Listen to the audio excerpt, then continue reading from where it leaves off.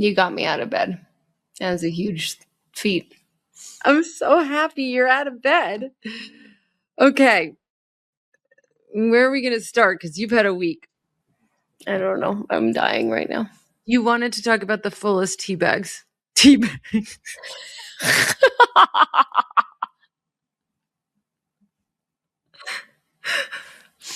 Okay, you should probably know the reason behind that. The humor of a 10-year-old and no reason behind it.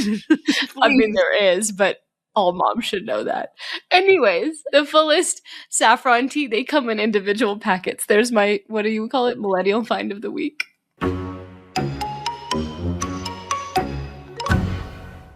Oh, here, this is Emily's millennial find that she loves these phone You're carrying them around? I had to bring it to show it. I don't know what it's called. And my husband's like, what are you, 12? What? Osa, they're Osa phone cases. With and the theme of this episode is, yes, we're 12. Yes, we're 12. I'll say 14. Let's go with 14. We have the humor and the taste of a 12-year-old. For those of you who aren't watching this, they're like little charms, like, you know, when you were 12 years old and collected little charm bracelets. That's what they look like. I'm very excited for you to give me the ones that you're not using. Yes, you're welcome. She's like, they're so cool. And I got it. I'm like, Emily likes it. That's okay.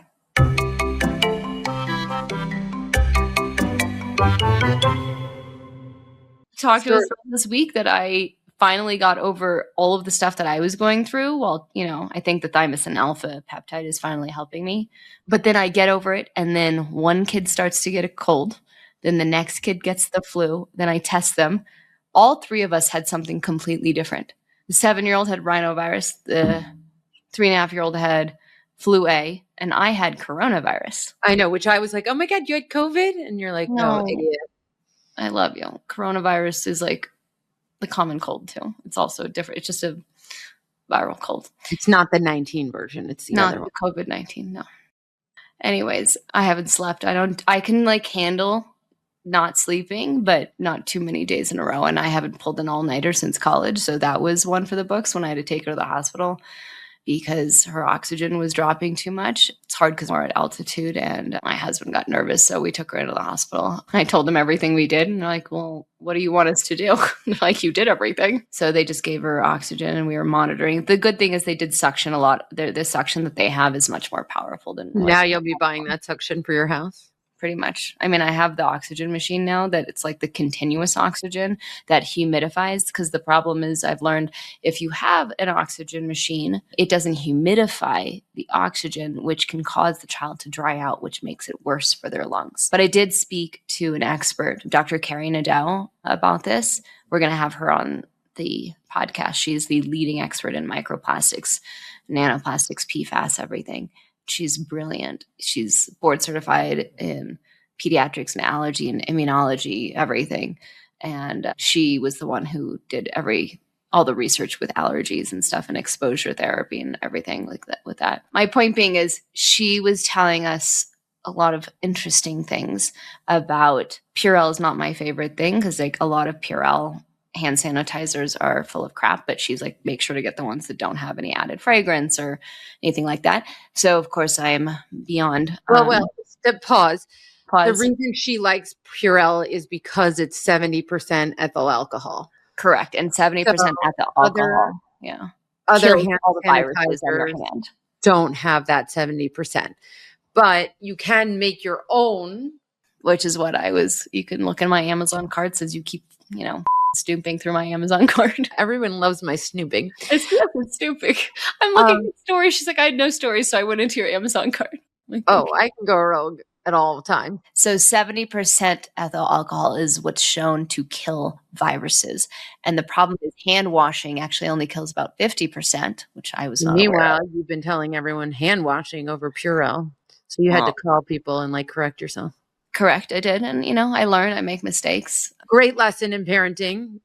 Own your mistakes. Show your kids how to make your own PurellA. Make your own PurellA, make mistakes. What else are we learning today? Oh, what? Salt water. I was like, what are you doing with the hands? Is that from the cheerleading movie? Bring it on. I get Dad's hands? I get exhaustion by association. It's a weird thing I have. She also becomes ADD by association because somehow I'm so ADD that I make her really ADD. I mean, who's the ADD girl who's been posting every day? Not so much. No, you're not ADD, but when you hang out too much with me, I think I make you ADD. Fair. Okay. Several things. Oh my God. I have so many things I want to bring up. I can't even say them all at once as she spits coconut water through her nose. Salt water. There's like these videos going around. These kids in Japan, they do salt water. They never get sick. They rinse with salt water. Okay. I have to tell you, when I was a kid, it was a joke that my dad, who's a dentist, would always say, like, "Oh, you hurt your knee? Like, rinse with salt water. That'll fix it." Like, because that was his own. It's like the Windex joke with like Greek people. Yes, he's that, right? But now, or when I say put the loom box on it for everything. This the loom box actually works. This brilliant researcher says that we should all be doing salt water for our kids when they get home from school because it like kills the viruses that they pick up at school, right? I wouldn't say she said it kills it, but it helps that. Plus, anytime you have a tickle or anything like that, most of the viruses live in the back of the throat. And so when you drink a tickle? Yeah, like a throat, or any kind of sickness, any type of like congestion, anything. Most of the virus usually lives in the back of the throat, which is why the reason why warm liquids work, the reason why bone broth works, the reason why tea works, thyme tea. Thyme is specifically to help break up mucus. And so those are the reasons behind why that actually works. I drink saffron tea every night, and I haven't gotten anything, knock wood.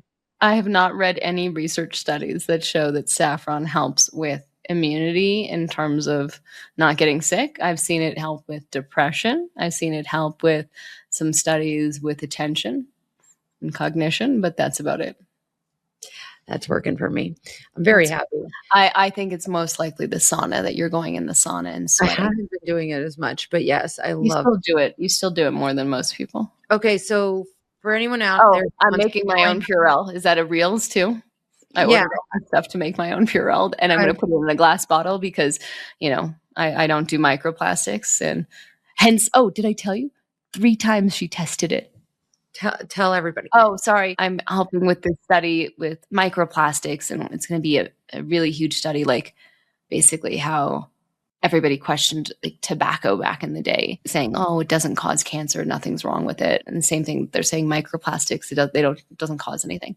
Anyways, so she had tested my blood. I'm waiting on the results of like the PFAS and everything else, but it came back as 0, like it's like 1948 blood, like pre all of these microplastics in our water, our air, our food, everything. And she was like, send it back again, and it came back as 0. She said she tested it 3 times to double check, to triple check, she said, because she was shocked. And so she was triple checking it because she couldn't believe it. But she said that just goes to show you, when you reduce your exposure, had you measured my blood, my plasma levels 10 years ago, even, it would be different. Well, it's amazing because that means you can self-correct, right? Correct. And that's the point that we're trying to do in this study, is that she can show that when you reduce your exposure, you can actually make significant changes in the amount of microplastics and nanoplastics that are circulating in your blood, which is really cool. I really want to have my blood tested. I think that's fascinating. Also, I would like to go back to the point about the salt water. I think we should start a little challenge. Like a 30-day challenge. I love the things that get you excited, Emily. So, can you get your kid to come home from school every day for 30 days and gargle with salt water? Well, and we have to PurellA their hands too. But can we just do the salt water? Because the kids in Japan are not doing the PurellA part. What does it have to do with the kids in Japan?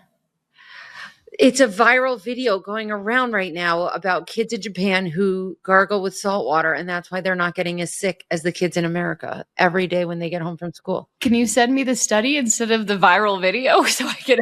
I sent it to you this morning. I'll read the study. Whatever is easier. Baby steps. Gargle with salt water. I mean, I think, PurellAing your kid's hands is probably easier. Yeah. Although I feel like my son would kind of like the whole challenge of it. I love you. He's a unique child who's amazing. Unique child. He would find it fun. Let's Okay. gargle with salt water. Anything that makes Here- it competitive. What's your millennial find of the week, or your zennial, or whatever we are? Oh no, you're not a millennial. I'm a zennial, I think is what they said. It's so toxic. I don't even think I could say it. It's not even like We're non-toxic. already there. Why not? I got the cutest Amazon outfit for our trip to Cabo.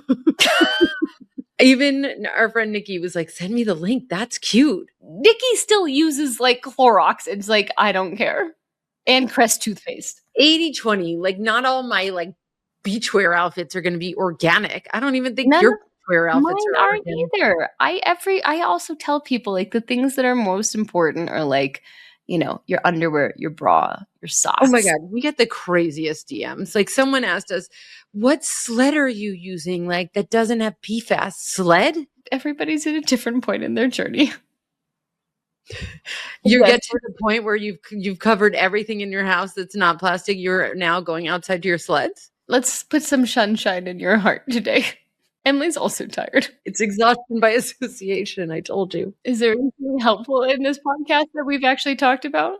Yeah, the saltwater irrigation. It's going to be great. It's a challenge. I think that's misleading when you say irrigation as if you're putting it through your nose. It's gargling with salt water. Girlfriend, they call it irrigation in the National Library of Medicine.